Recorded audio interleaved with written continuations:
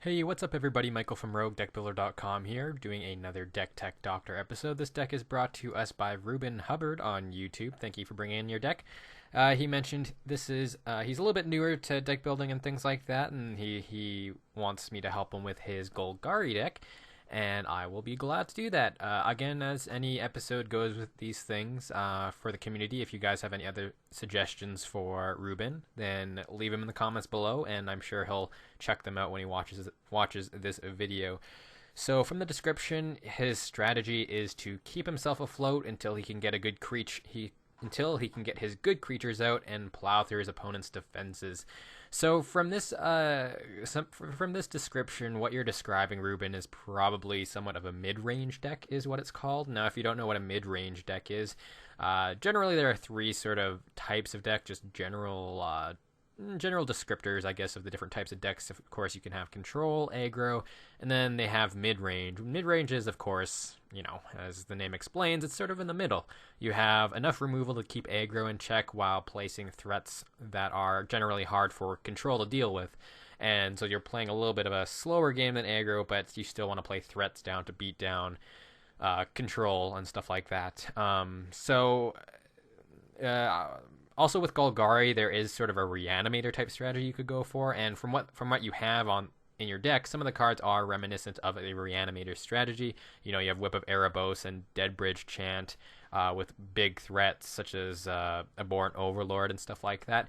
So I'm not exactly sure if you want to do a reanimator type strategy. Reanimator is essentially just milling yourself, throwing your own cards into the graveyard, and then just cheating large creatures back with cards such as Whip of Erebos, and just smacking your opponent in the face with a lot of lifelink and a lot of damage, while usually having them do something once they enter the battlefield as well. So that is another option you could go for. As you can see at the top, I have a whole bunch of cards that I am going to suggest to you.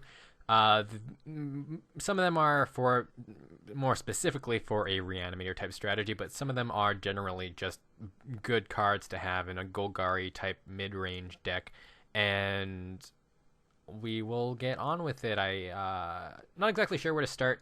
I would have to say, of course, since you're playing Golgari, one of the most important things to have, especially in a mid-range deck, is to have a good set of removal, a good removal suite.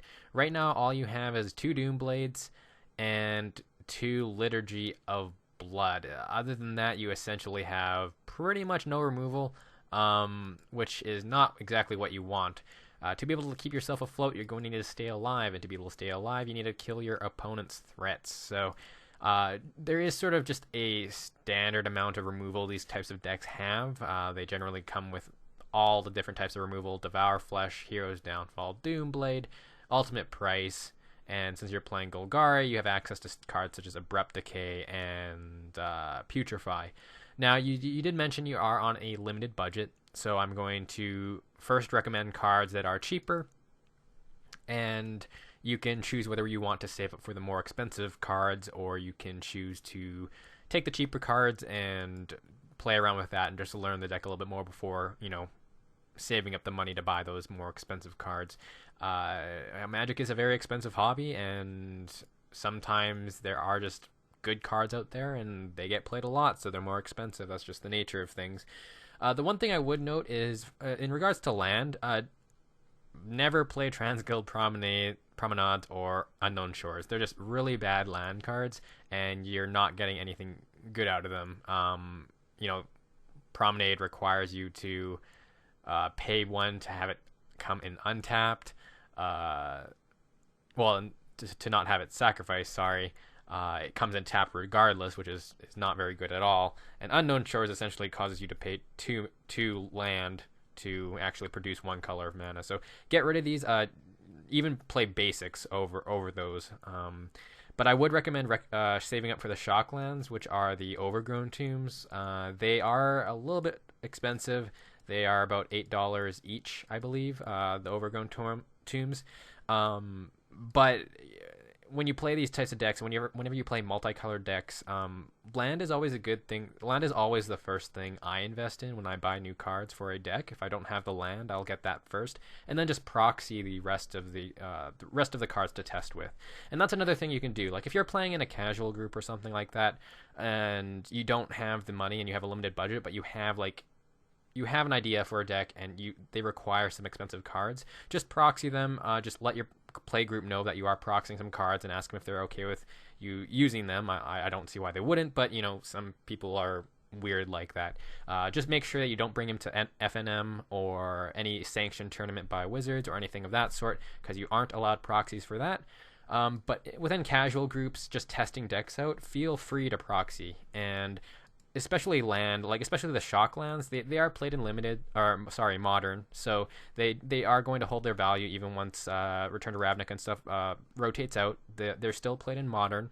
Their value will drop a little bit, but like right now they're starting to even sink a little bit, I believe. And Overgrown Tome is one of the dual colored lands that isn't as used as something like isn't used as much as something like a Steam Vents or something like that. So they're still good to invest in because they hold their value. They're used in other formats, and land is just essential to a deck. And honestly, once you start playing with these dual lands, you'll realize how important they are in those strategies. And rather than the guild gates having them come in tapped, you'll see how much better your deck operates once you have these shock lands. So that would be my first recommendation if you are going to save up for cards for this deck. Get the lands first, proxy the rest of the cards, and then just eventually start saving up for those more expensive cards.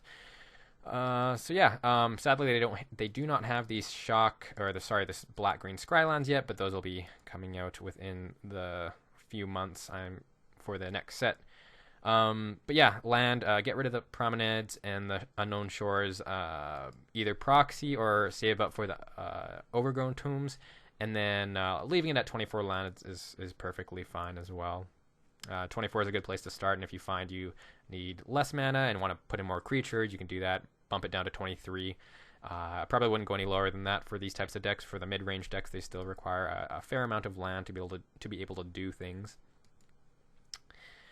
So that was my note on that. So let us get on with the removal suite. So you want more removal. Actually, I'm just going to go through and let you know what kind of cards you should probably get rid of.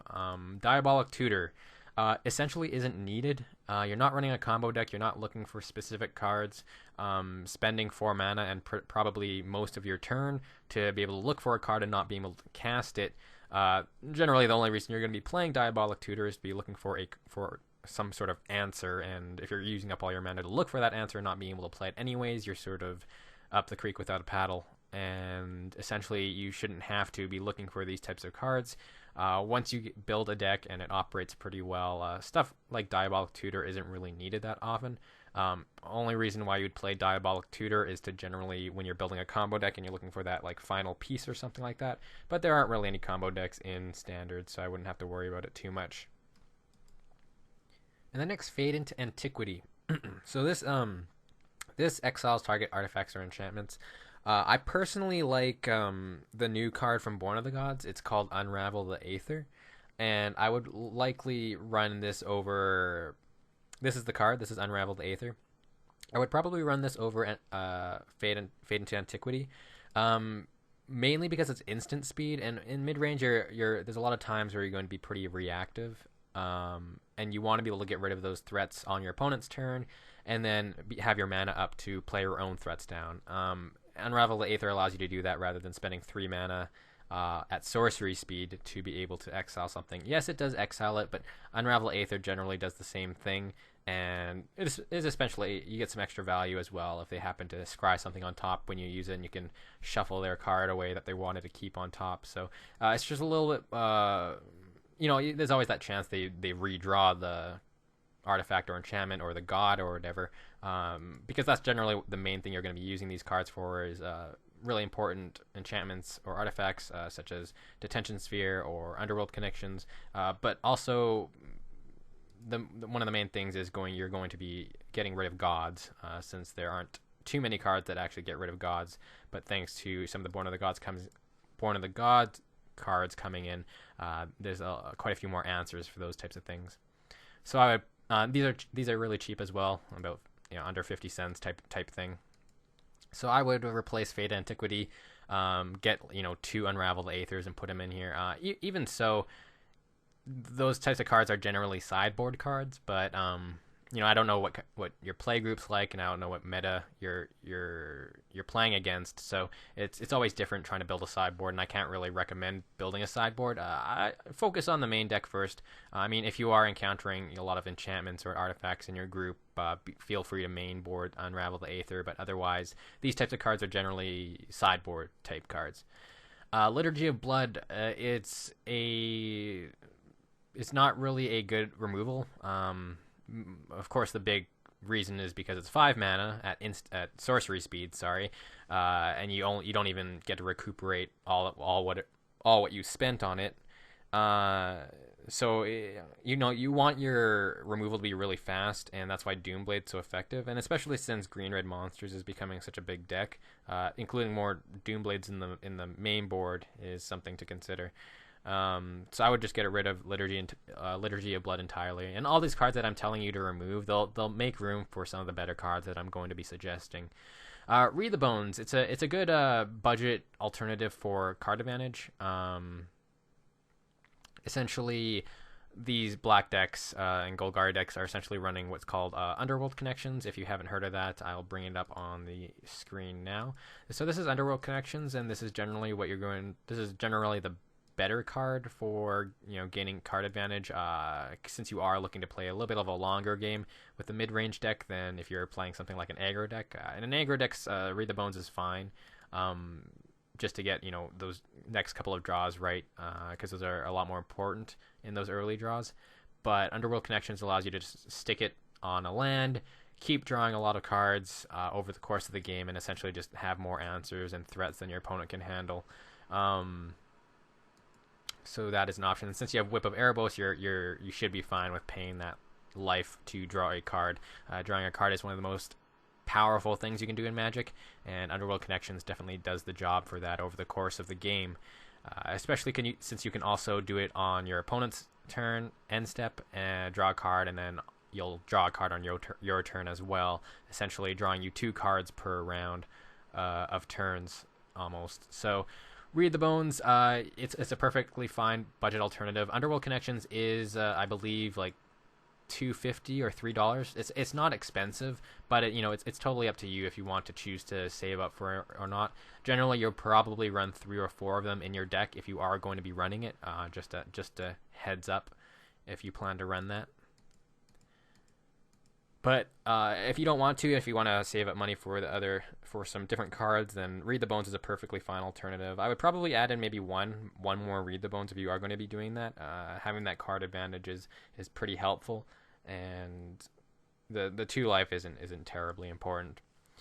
Bow of Nylea, I don't think you really need it in your deck. It's a possibility you might use it for like the life gain every once in a while. The deals 2 damage to flying isn't terribly relevant, maybe against mono blue, but generally if they have their Cloudfin Raptors evolved on curve, they're going to be out of range of that anyways. 1/1 counters are all right, but generally if you're playing a mid-range type deck, your threats are going to be naturally large, so you generally don't really need it too often. And then of course putting cards from your graveyard on the bottom of your library isn't used very often either. So I'd probably just cut this and add in another Whip, honestly. Even if you aren't running a Reanimator type strategy, it will help you. The lifelink is a little bit more relevant, and at least it does allow you to bring back cards from the graveyard if they happen to get Doom, or if they happen to get Hero's Downfall or anything like that. Deadbridge Chant, if you're not playing a Reanimator type strategy, I would probably just get rid of it. Even if you are playing a Reanimator type strategy, it's just a little bit too slow, and I'm personally not a fan of any random type cards. They're really fun cards to play with, but a lot of the time it's not going to work out how you want it to, and it's essentially, you're doing so much with Deadbridge Chant and you're getting a very minimal effect essentially. 1 out of 10 times it'll work exactly how you want it to, but overall I think it's just better to make more room for better cards essentially. Vraska the Unseen, I actually really like Vraska as a planeswalker. It allows you to have another source of removal.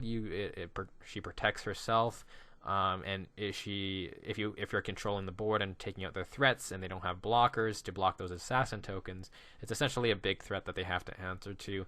And yeah, I think leaving 2 in is perfectly fine. Doomblade, I'd probably even add in another Doomblade, honestly, unless you find a lot of the decks you're playing against are black in nature. Of course, that would mean take the Doomblades out, but otherwise, it's just a very good removal spell, especially since green-red monsters is becoming a little bit more prominent than mono-black.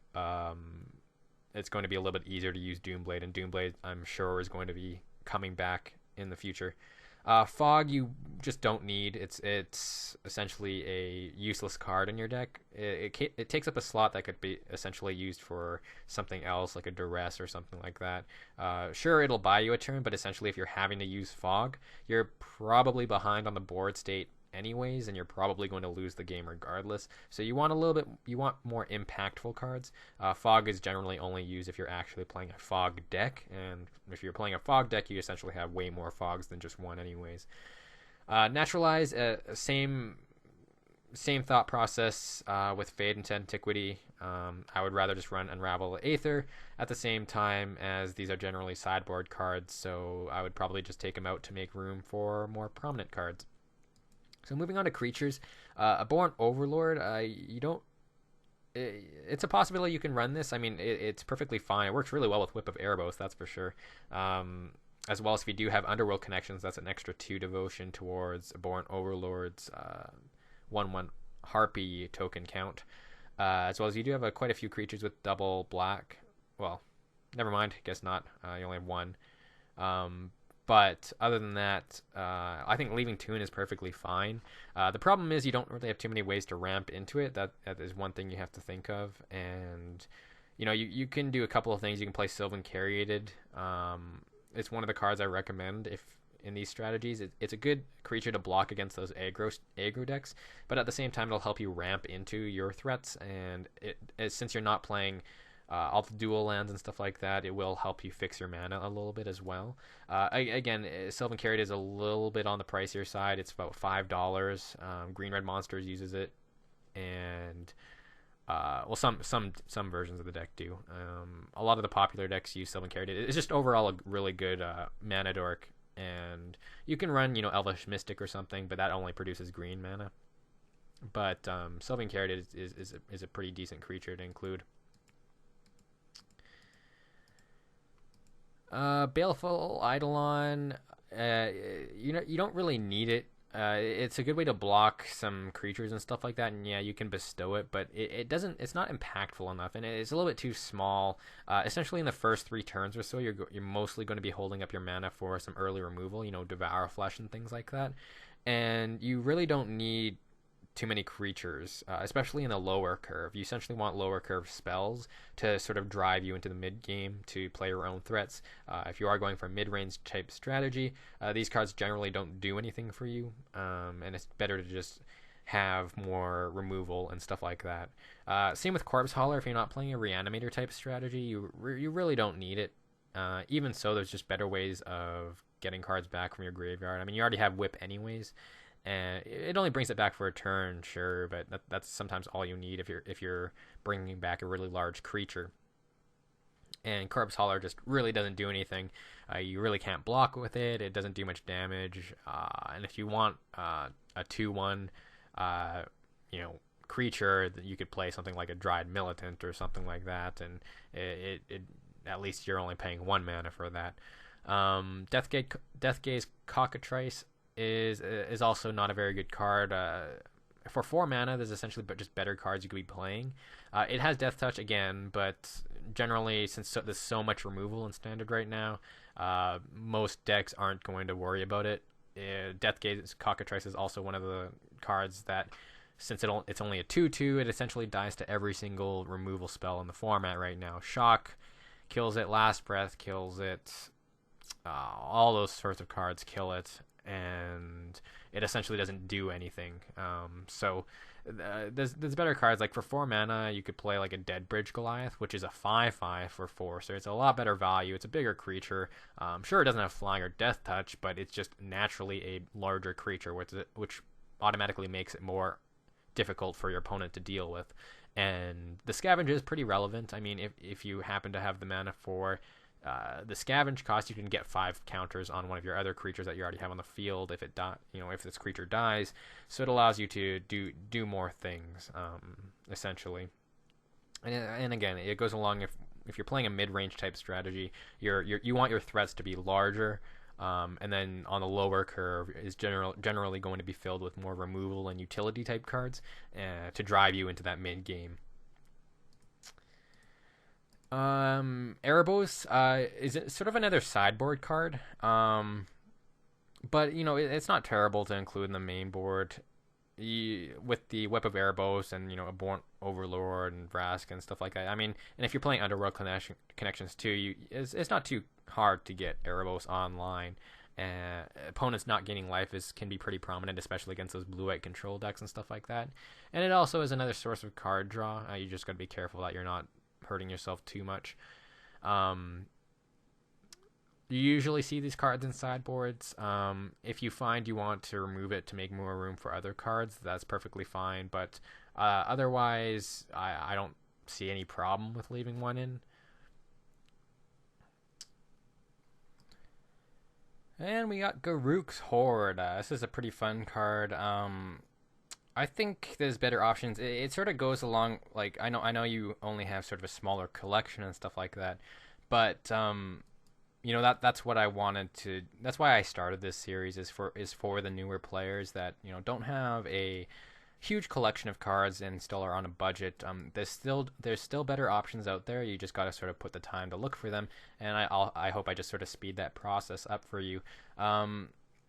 And I'm sure you've already looked at my deck building video, sort of teaching players how to deck build and get into it. You'll know why not to include just one of these types of cards, and it's essentially because they don't do anything. Garruk's Horde, you can play with the top card of your library revealed. You may cast that top card of your library if it's a creature card, so it is a source of card advantage and stuff like that. But one of the more expensive ways of doing this would be Courser of Krufix, which is about $8, and it's a 3-mana creature, but it essentially gets card advantage through playing lands, which I think is a little bit better, especially since you can get it out earlier, and that's when you want these types of cards, is earlier to just start gaining card advantage. The problem with Garruk's Horde as well is if you don't have the mana to play the card anyways, you're essentially just giving your opponent free information, which isn't always the best. But it's one of those situations where I think in the right deck it might be alright to include Garruk's Horde. I don't think it works in this type of deck, and it is a large body. It is a 7/7 for 7 with trample, but it's one of those situations where there's just better cards to play, and there's better, cheaper alternatives as well. Nylea, God of the Hunt, again, with the double greens and stuff like that, you might want to consider playing more green creatures if you want to be playing Nylea. I don't think you really need it, because you're essentially going to be removing a lot of your opponent's threats through cards like Doomblade and stuff like that. You shouldn't have to require the trample to have some sort of evasion or anything. You should be able to just remove their creatures, keep their board clean of a lot of their larger threats, and just keep swinging through and killing off their chump blockers until you hit them straight in the face. So Nylea, I don't think you really need. Like the pump is all right, but again, your creatures are generally going to be larger anyways, and you're not playing a mono green deck, which is essentially where the only place I think Nylea fits is in a mono green type strategy, where it's just really easy to get her online. The trample is a lot more prominent since you don't have access to a lot of the removal, and the pumps is a little more effective as well in those decks. You're not playing really many green permanents, and you're not getting enough value out of that to be able to utilize Nylea as a creature, which is essentially what you want with the gods. Their effects are really nice, but getting them online as a creature for an extra attacker and blocker is very, very important as well. And then you have cards like Vulpine Goliath. Again, one of those cards that for a budget deck, it is a big fatty. But there are better creatures to play out there, and you just gotta look for them. Even there are some rares and mythics that are a little bit better to play than cards such as Vulpine Goliath, and they'll only cost you, like $2, $1.50 to get 4 copies of them. You just gotta look around, and I got some that I can recommend to you, and they're just a little bit better and cheaper costing in mana, and a little bit easier to cast as well than cards such as these, and they'll do a lot more. That's the main thing. Is cards like Vulpine Goliath, they don't really do anything. Sure, it has trample, but that's it. You're also getting 1 less toughness. It's a 6/5 for 6, which isn't exactly great value, and it doesn't do anything when it enters the field. It just sort of sits there, and if it dies to removal, you essentially got no gain out of it, which is a very big problem. You want to play cards with a lot of value, and you want to be able to, once you play more, you'll be able to evaluate cards a little bit better in that sense. Worldspine Worm. One of my friends loves this card. It's a very fun card, but you essentially have no way to ramp in your deck. There's no way to ramp. You don't have Elvish Mystics. You don't have Sylvan Caryatids, Voyaging Satyrs, Deathrite Shamans, nothing. So the likelihood of you actually casting Worldspine Worm is pretty much 0. And the problem with Worldspine Worm, even in a Reanimator type strategy, is you can't even reanimate it. That's the problem, because as you look at the text, whenever it is put into the graveyard from anywhere, shuffle it into its owner's library. So essentially, even if you mill yourself to be able to try and reanimate it back, once it hits the graveyard, it's just going to go right back into your library, and essentially you have to reshuffle your deck as well. So if you have to scry or something like that, you're shuffling away your scry. So Worldspine Worm, very fun card, but not an effective card, especially in a mid-range type strategy. It's a little bit too mana heavy, doesn't really do much. Very big effect, but again, without any mana dorks or like Nykthos, you're not going to have the ability to ramp into it when you want it, and you essentially don't want the game to be going on that long anyways. Even in the mid-range type strategy. So yeah, make room for other cards and just get rid of the Worldspine Worm. Elixir of Immortality and Fleet Feather Sandals. So you don't really need these artifacts. Elixir of Immortality will gain you life and shuffle your graveyard back in your library. You don't really need that. It's very unlikely you're going to be milling yourself that much. Even in a Reanimator type strategy, it's very unlikely you're going to deck yourself. And even playing a normal mid-range type strategy, it's very unlikely you're going to deck yourself. So Elixir of Immortality really doesn't do much other than the 5 life, and that's pretty irrelevant most of the time. Of course, there are those fringe situations, but other than that, I think it's better to just make room for more prominent cards. Same with Fleet Feather Sandals. It really doesn't do much. Essentially, you have to play the card out and then pay 2 to give your creature flying and haste. You don't really need the evasion. Your creatures are going to be big enough anyways, and like I said before, if you're playing with the right amount of removal, you'll keep your opponent's board clean of any threat that you actually need to get rid of. The rest of the creatures will end up just being chump blockers for them once you get your better threats out on the board. So that is what I have to say about all these cards. Apologies if this is going a little bit long, but if you're new to my channel, then if you're not new to my channel, then you already know I like explaining myself a lot, and just because I think it's the best to be as thorough as possible, especially with newer players and newer deck builders, just so they have a good way to just sort of learn essentially.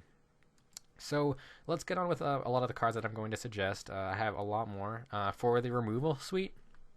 Essentially, you want to get Devour Fleshes, Putrefies, and Ultimate Prices.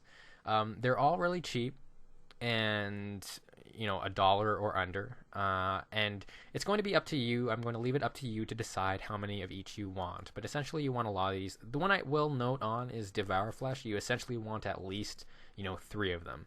The reason being is when you're playing these types of decks, you're not playing an aggro deck, so their life total is going to be irrelevant. You want to create a board state where you can get your threats on the board.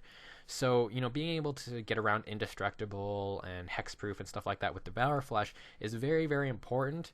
And it's there's a lot of different ways you can use it as well, because even in the situation where you're about to die, you can devour flesh yourself, sacrifice one of your own creatures, get some life back, and hopefully buy you another turn to at least have a chance of top decking into something. So there's a lot of ways you can use devour flesh, and it's just a very good removal spell. But because you want it, because it loses its effectiveness as the game goes on, having three or four of them is essentially what you're trying to aim for.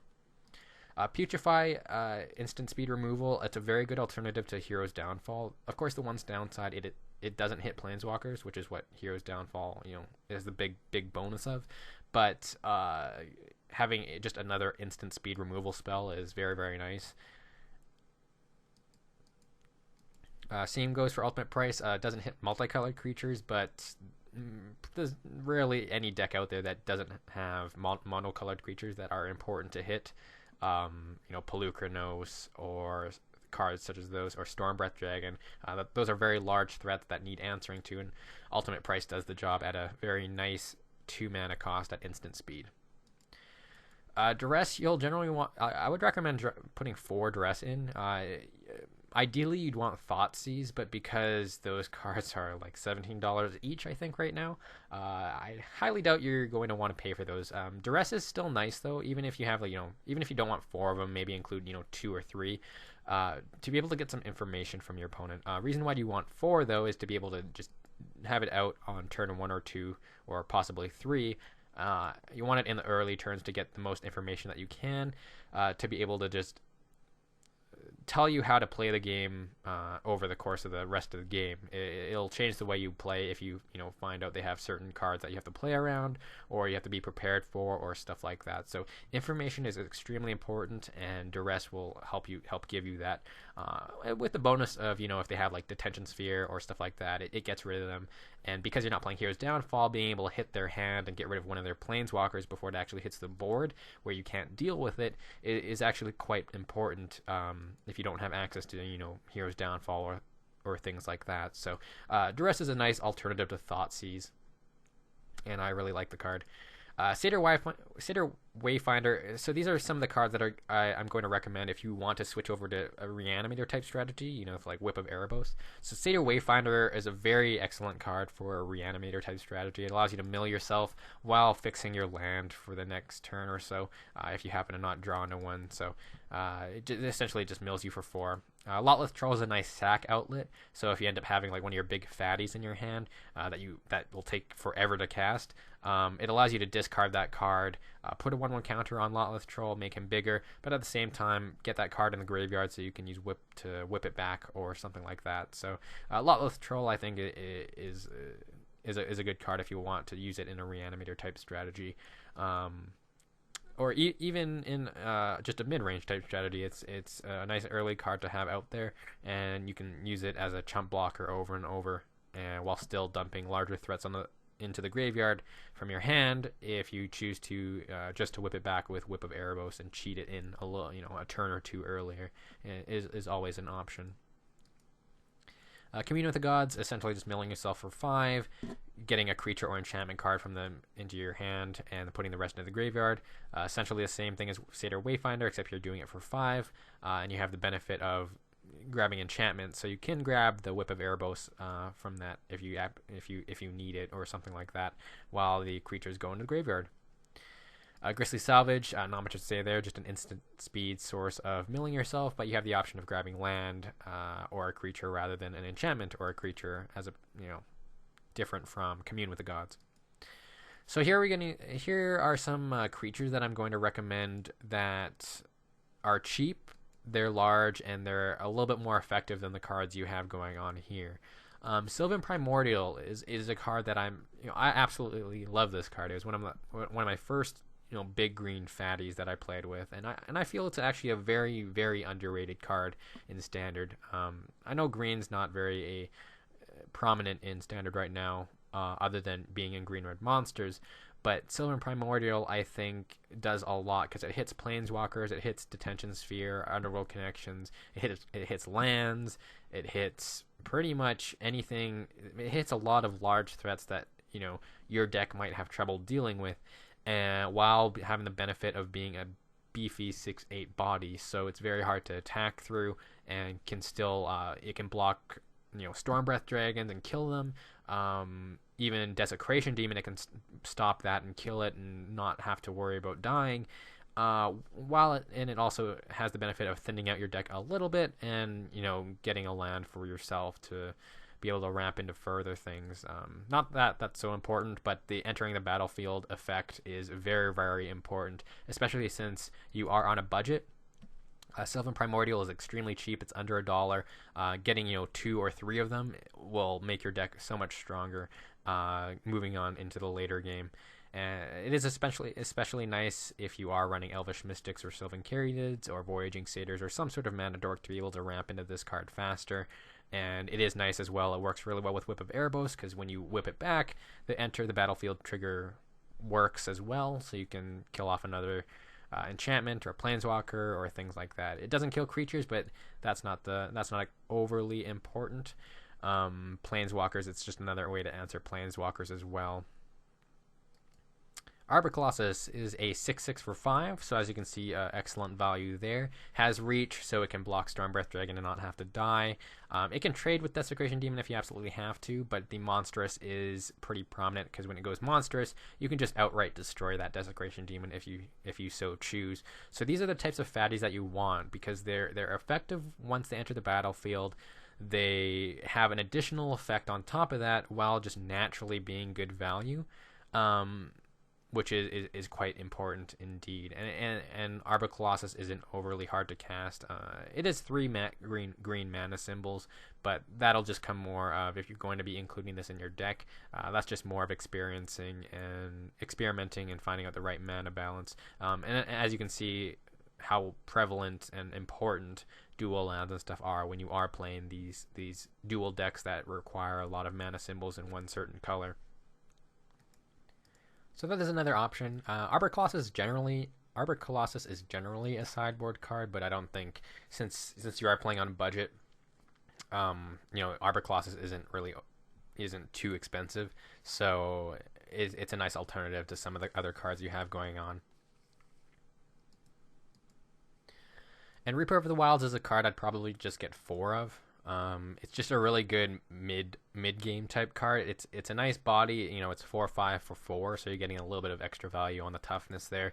But the effect is extremely prominent, and considering you're lacking on the scry lands and stuff like that, having the ability to scry each time a creature dies is very important. And since you're going to be killing off your opponent's creatures and blocking with this creature to kill your opponent's weaker creatures, it allows you to scry and just really fix your draws, which is extremely important. And it does have the benefit of having extra utility. So if you happen to need to trade with a very large creature, you can give it Death Touch and at least trade with and get rid of one of your opponent's larger threats like that. Or you can give it Hexproof if it happens to try and get Detention Sphered or something like that. You can save it. So I think Reaper of the Wilds is just an extremely good card, and I don't believe Reaper of the Wilds is very expensive. The price, I don't think the price will go up. It's hard to say. Jund Monsters is becoming a little bit more prominent. We'll see how that goes. But as of right now, Reaper of the Wild is only about $1.60, so it only costs you about $5 or so to get a playset, which isn't very hefty. And again, it's one of those situations where it's just overall a better card than what you're playing. Like, you could just replace it with the Deathgaze. You could replace Deathgaze Cockatrice with Reaper of the Wilds. Make it a 4 of in addition to that, and just from these types of changes, your deck will operate a lot better, and the threats you're playing will be a little bit more prominent than what you're playing right now, which is what I think you should be going for. Elvish Mystic, just a nice way to ramp into cards, especially if you are wanting to play, cards such as Sylvan Primordial. Being able to ramp into those creatures is quite important to be able to do that. So, Abrupt Decay is one of the removal spells that I think is extremely good in a Golgari deck. Problem is, Abrupt Decay is about $6 or $7 each, and you'll probably want 3 or 4 of them to be able to hit a lot of things. It hits Underworld Connections.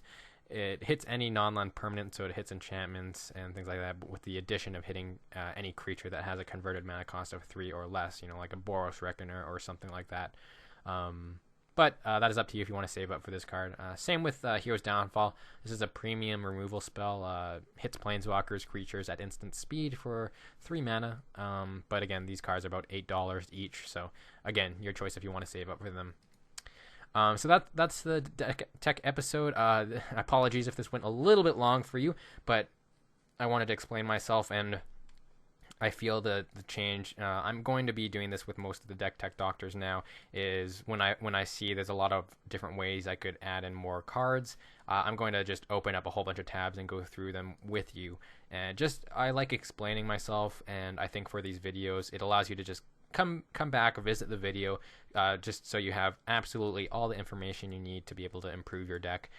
And I hope my suggestions helped.